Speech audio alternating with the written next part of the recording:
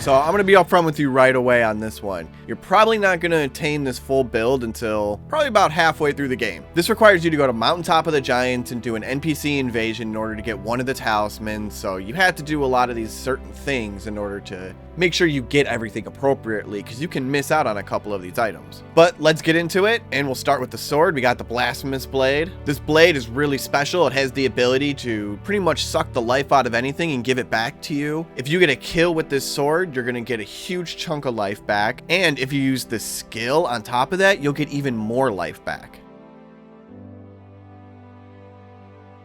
And what's great about the skill is you don't even actually have to kill them in order to get the life back from that. So it's really beneficial when you're fighting bosses, because who wouldn't like a 25 to 30% heal in the middle of a fight? Now, I just threw this shield on for the funsies, this silver mirror shield. I think it just looked really cool, and that's about it. I know he uses this shield, and it's a little bit different looking, but I just kind of like this one. You can put on whatever shield you like, though. Although you definitely want to have the Dragon Communion seal on, or at least a seal on that can scale with Faith, so that way you can get that incant scaling a little bit higher. But I have the Dragon Communion seal on just because it looks more like the brand, and I have that for the aesthetic on all the other Berserk characters that would be associated with it. I went with the Royal Remains armor. I mean, this is pretty much the only way you're going to be able to look like an actual skull. I mean, yeah, you're a bit rotting still, but think of it in the transition period for Skull Knight.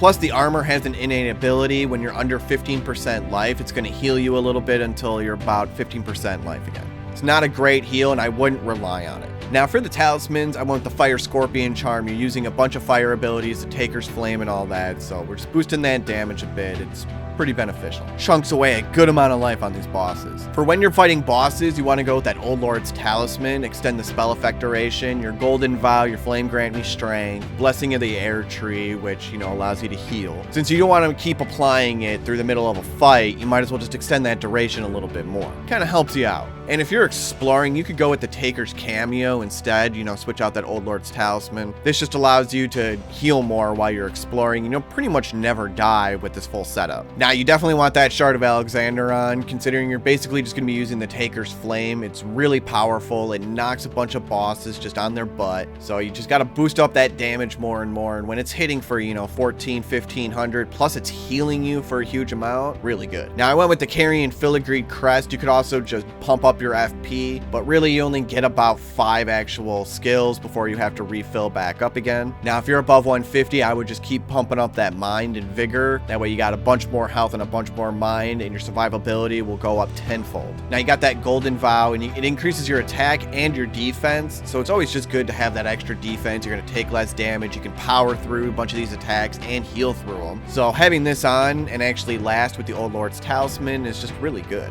Plus, you also want to throw on that Flame Grant Me Strength. This is actually boosting up your attack power plus your fire affinity attack power. Why wouldn't you just pump up that fire attack? I mean, that's all you're doing. Like I said, you're going to be doing huge chunks of damage. Now, this is on just to be able to kind of keep you going a little bit more. Blessing of the Air Tree. This will actually give you 12 HP a second. Really good. Just keep yourself going, keep yourself exploring. Or if you're in the middle of a boss fight, back out a little, just heal up some, use a Taker's Flame, and, get a big heal out of it as well. Just keep yourself alive. It's all about that survivability. And because, he can't really die, I had to find a way to get that, right? Now, onto the Flask of Wondrous Physique. I went the Flame Shard and Crack Tier, boosting that fire damage. Not much to really say on that. I also went with the Stone Barb Crack Tier, likely to break stances more. If you're not knocking them on their butt, you're probably then going to stance break them, and then you can get a front stab or another Taker's Flame if you need to heal instead of just using a flask. Now, this is probably one of the most important parts, especially when you're exploring. You could actually switch this out with a different great rune if you're fighting bosses, but it's using a lot of rune arcs, and it's not really worth it to then keep switching them out. So really, I just kind of went with this one just for the exploring purposes. And that would be Rykard's Great Rune, restoring HP upon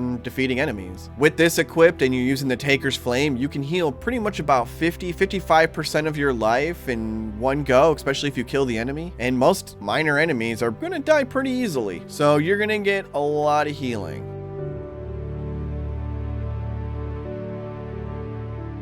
Now for the stats, I put Vigor up at 50, just giving me a lot of life. If you're above 150, like I said earlier, you pump up that Vigor and you want to pump up that Mind. I have mine at 20, and that pretty much allows me to do the skill 5 times before I need to re-up my mana. Now, my endurance is up at 24. That allows me to use the equipment properly. If you need to upgrade your shield a little bit more, that'll allow you to, you know, kind of use a little bit different shield than the one I'm using, a little bit heavier shield if you like. Strength is up at 50. You know, this is also if you're just going to be doing a whole bunch of regular attacks and you're not going to be relying necessarily on the skill all the time if you don't need it. It was actually good to have a good balance between the strength and the faith, having them both at 50. Dexterity is at 15. That's just to be able to use the weapons and everything. That's all that's there for. And with intelligence and arcane, just didn't touch.